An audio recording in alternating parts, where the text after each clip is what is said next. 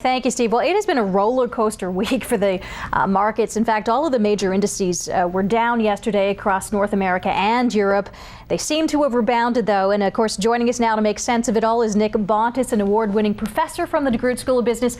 Always nice to have you with us. Happy Thanks, Friday, Nick. Taz. As well to you. Well, let's start with the European debt crisis. How do you make sense of what happened with the markets yesterday? Well, it's been several days now that the markets have been tanking, and the reason for that is because people believe that Greece has a virus. And will that virus spread to other countries, Portugal, Ireland, Italy, and Spain? It turns out that nothing has been defaulted yet. Greece is expected to pay their interest payments as scheduled, and they need to continue to do that. If they do that, we will see the markets recover. Evidence, of course, was today, specifically in the Canadian marketplace. As long as our commodities, oil and gold, continue to go up, so will our dollar. Our dollar went up about a cent today, and the TSX was up about 100 points today. So it seems like we're having a slow rebound. But if we couldn't anticipate what happened yesterday, how can we anticipate what's going to happen tomorrow? Because as you mentioned, Greece is only paying down the interest, so there's still a lot that could go wrong there. Do you think the lesson has been learned, though? The secret, Taz, is don't try to time the market. You can't time the market. It's going to go up, it's going to go down. You have to be able to invest for the long haul. And the reality is that in the long haul, the market will be safe and it will go up. Trying to predict it is a recipe for disaster. So why was the loonie affected and not so much with the U.S. greenback? Well, the reason for that, of course, is because the Bank of Canada is expecting to raise interest rates, making the Canadian dollar a little bit more attractive. And the other reason, of course, is that when there is trouble in the marketplace, a lot of investors fly to safety. And it's the U.S. dollar that is the destination for flight. But it turned out that over the last 7 days, way too much money went to the U.S. dollar, so it bounced back. Hasn't our economy been more stable over the last year? Hasn't that what the recession has proven?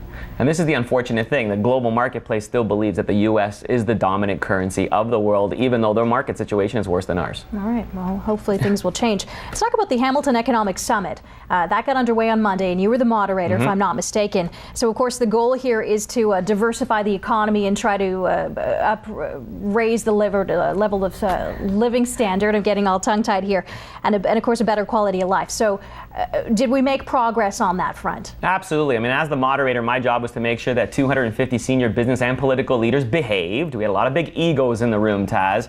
But there were three outcomes of the summit. One in particular had to do with the Pan Am Games. Of course, everybody's familiar with the stadium debate, but that's not what we were trying to decide. What we're trying to decide is how much time do we have left? Because the real threat here is that the CEO of the Pan Am Games is going to get frustrated with Hamilton and just say, hey, Hamilton, forget about it, we're pulling out. So where could it go to then? It could go to anywhere, Markham, Burlington. They could build a new stadium anywhere in the GTA region. It would be a big, big issue in Hamilton if they decided to pull out the stadium. Not only the stadium, but the velodrome and the swimming pool as well. We mustn't forget those other two facilities. So we've got a July 1st deadline. Do you think all these players can get on the same page? We have Michael Finn, the facilitator, now in play. He's got a tough job, though, because Ticats owner doesn't seem like he's willing to budge. Yeah, you hit the nail on the head. He's not saying no, but there's not much giveaway. Yeah, and there was evidence of that on Monday too, Taz. I mean, you had Mayor Eisenberger on one side and Bob Young on the other, and neither of them were willing to play nice. Of course, subsequent to Monday, we've had now Bob Young come on and say, hey, I'm going to pull out. I'm going to actually take the Ticats to a different city entirely. So he's definitely playing hardball in terms of negotiation tactics.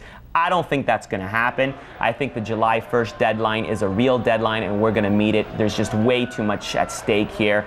I believe that Bob Young will keep the Ticats here. They will negotiate for a location. Both parties have to be happy, because if the Ticats pull out and the stadium doesn't happen here in Hamilton, that'll be a big disaster for the city. I don't think anybody wants to see that happening. It would seem that both the Ticats and the city would have the same goal in mind, and that being revenue for the city, for the team.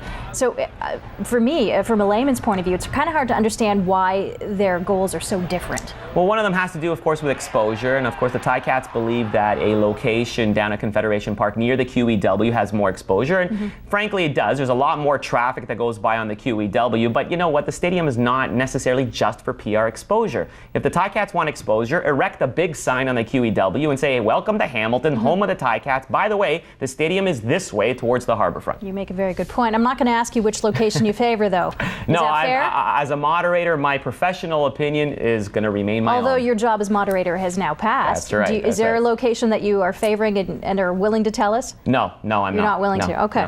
No. Well, we'll get to the Ticats in just another second. I do want to ask you, though, is this a negotiating tactic on part of both the city and Bob Young to try to get more of the things that they want and not sort of blink first? Yeah. I don't think both of them are at a standstill, trying to see who's going to pull their gun out first. The city is ready to go. They're ready to move. They've decided that the harborfront is the way to go. I think it's Bob Young and the Ticats that are now doing the stalling. The Ticats are the main tenant of the stadium, no matter where it's going to be. But what we need to appreciate here as Hamiltonians is that the Pan Am Stadium has to be a legacy stadium. That's what Ivor Wynne Stadium is for so many people around the city. It's not just football games that go there. There's community soccer and lacrosse and amateur football teams and kids play there. We have to make sure that whatever stadium we build, wherever it's located, that the whole community gets to take advantage of it as a legacy facility for decades to come. So do you think the Ticats could actually leave Hamilton, or is this just an empty threat? Well, Bob Young, let's face it, he's a North Carolinian. Doesn't have the strongest ties here to Hamilton, but I think he would do himself a significant disservice in terms of reputational capital if he pulled the Ticats out of the city. What would it do to us? What would it do to Hamilton? The economic impact would be huge, not just because the Ticats and the revenue they bring in, but also just legitimacy of the city of Hamilton. Let's not forget, we want to get an NHL franchise. We want one day to perhaps get a Major League Soccer franchise, and neither of those leagues are going to come here if there's no proof that a CFL franchise can survive. Okay, let's hope they reach a decision on that, and that's a July 1st deadline to come to one on that one. I don't know if you've been keeping track, some of our viewers at Google Street View. We had some privacy issues before, and in Europe they seem to be expanding. The company has announced it accidentally collected some personal data over wireless networks. What kind of data could that include, and should we be worried? Yeah, we should be worried. So Google has these cars, and these cars go around all the cities taking these photographs from all these angles, and that's how they make the Google map. The problem is that while they were going around all these streets, they also tapped into all the Wi-Fi networks that were unsecured. So for example, if in your house you have a Wi-Fi network that is not password protected, Google could have realistically downloaded some documents from your particular network. So the secret here is this. Number one, if you do have a Wi-Fi network in your house, make sure it's password protected. And if you want real protection, don't have a wireless network in your house. Just have a hard-wired network in your house. In other words, use actual old-fashioned Ethernet cabling through your house. Forget the convenience. That's right. Well, if Google can do this and download your information accidentally, then so could hackers. So you're saying it's best to be on the safe side. What sort of personal information? We're talking about passwords. We're also talking about,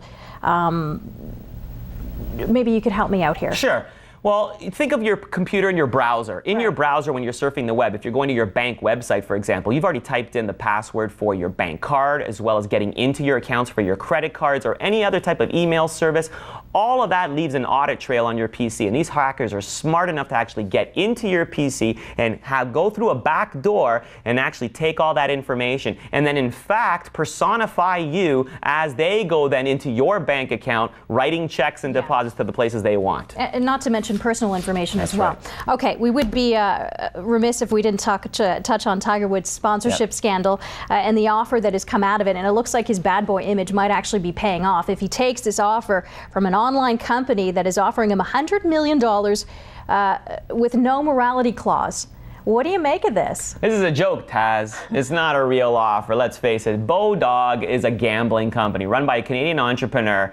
They just want PR, and you know what, Taz? They got it. They put this out there, and everybody's grabbing onto this story. Let's face it, Tiger Woods may be a bad boy, but he wants to be a bad boy in private, and he's also come out and said, I don't want to be a bad boy no more. So I suspect Tiger Woods is going to be nowhere near getting this deal. Yes, $100 million is a lot of money, but you know what? He's got more than enough money to last him.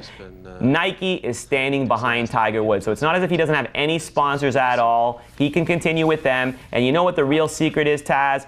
Tiger Woods has to perform on the golf course. Once he starts winning tournaments again, then you're going to see the sponsors come back. Okay, let's hope you're right about that. Well, that is a wrap for us. We thank you for your time, of course. And that does it for Bontis on Business for this week. Be sure to check out his website, nickbontis.com. Always a pleasure to have you with us. Thank you, Taz.